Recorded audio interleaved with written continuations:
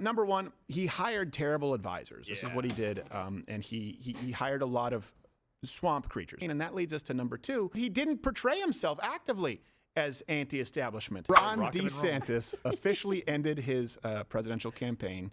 And you probably have already seen this. This is what they're talking about everywhere, CNN. He endorsed, though, to the surprise of many, not everyone, but a lot, he endorsed Donald Trump. Accordingly, I am today suspending my campaign. I'm proud to have delivered on 100% of my promises. It's the happiest he's looked in a while. I will not stop now. It's clear to me that a majority of Republican primary voters want to give Donald Trump another chance. They watch his presidency get stymied by relentless resistance, and they see Democrats using lawfare this day to attack him. Well, I've had disagreements with Donald Trump, such as on the coronavirus pandemic and his elevation of Anthony Fauci. Trump is superior to the current incumbent, Joe Biden. That is clear. I signed a pledge to support the Republican nominee, and I will honor that pledge. He has my endorsement because we can't go back to the old Republican guard of yesteryear, a repackaged form of warmed-over corporatism that Nikki Haley represents. The days of putting Americans last, of kowtowing to large corporations, of caving to woke ideology are over. And comment below, did you think he was going to endorse Trump or Nick? A lot of people thought he might throw his weight behind Haley. I thought he disliked Trump enough. What did you guys think? I don't. Well, that's just because he was going against Trump. He wanted to be the next president, but he's not woke. Nikki Haley is a woke bitch, so he's not going to support it.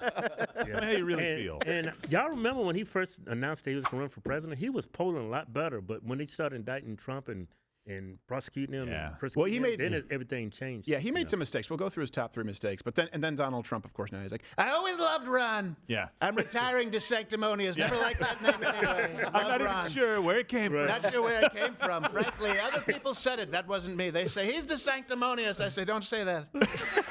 He's a nice fella.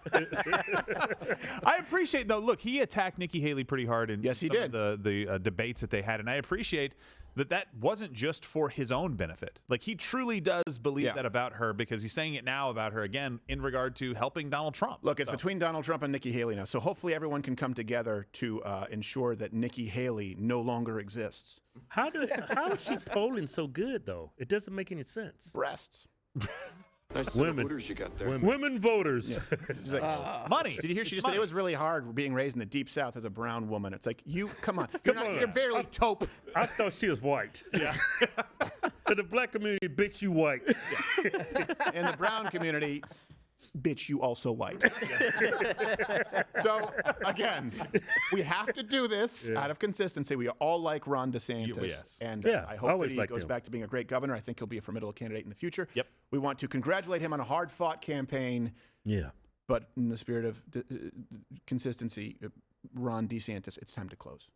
Florida Governor Ron DeSantis is feeling the heat today following his glitch-filled launch of his presidential campaign. He has gone back and forth as to how he pronounces his last name, whether it's DeSantis or DeSantis. Listen, the way to pronounce my last name, winner. Time to close. Endings and beginnings are ending and beginning now. There's a new sheriff in town. So as president, would I use force? Would I treat him as foreign terrorist organizations? You're darn right I would. Before we get started, thank you, everyone. Governor DeSantis, I want to present to you this participation trophy.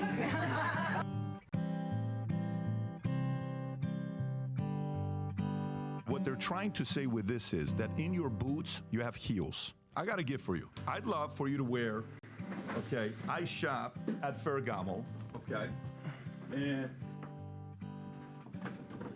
I don't accept gifts. I can't accept it. I totally get it. I'm sorry. I know that it's time for things to close.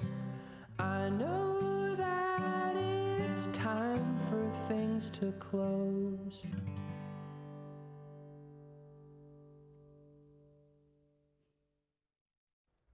You know, he could have let Patrick Bet-David know before he got that far. Yeah. Like, you know, he was waiting for the bag to come out. He's like, I listen, buddy, I do not accept gifts. No, look, let me put it to you that way. It's not a gift. It's a campaign donation. Right? So right up, give it to your PAC. No one's the wiser. Then I'm the guy who, of course, runs Ron DeSantis. What? And, you know, you answer to me. What?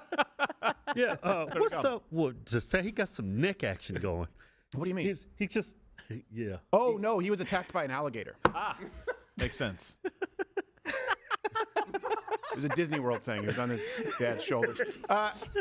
So comment below what you think the top 3 things that Ron DeSantis did wrong. I don't even know if it's DeSantis or DeSantis. I don't know. I still don't know. DeSantis. But number 1, he hired terrible advisors. This is what he did. And he hired a lot of swamp creatures. Now, this sort of gave the illusion that he was more establishment than he was. And we saw this with people like, you saw it with Carly Fiorina. You see it with a lot of people who are sort of anti-establishment. Then they reach a certain threshold and they go, I have to hire those people with experience. So his communications director was a Chris Christie guy. Which you saw in his announcement video was like, wait a minute, this is not the fire-breathing, like going after journalists on the spot guy we fell in love with. Which is why I'm so happy to see him endorsing Donald Trump as opposed to Nikki Haley, because he was surrounded by a lot of establishment. I want to say campaign managers and directors. We're not talking about the people who were actually telling him what he could say, but these people end up managing your campaign, and that leads us to number 2.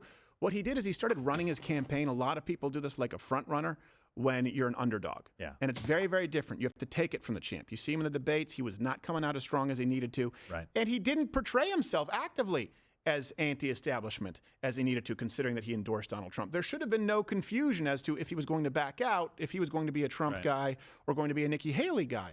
And I don't know, when I see that someone voted for Nikki Haley, I guess you're Lindsey Graham's fan. I haven't met you. I don't know how that happens.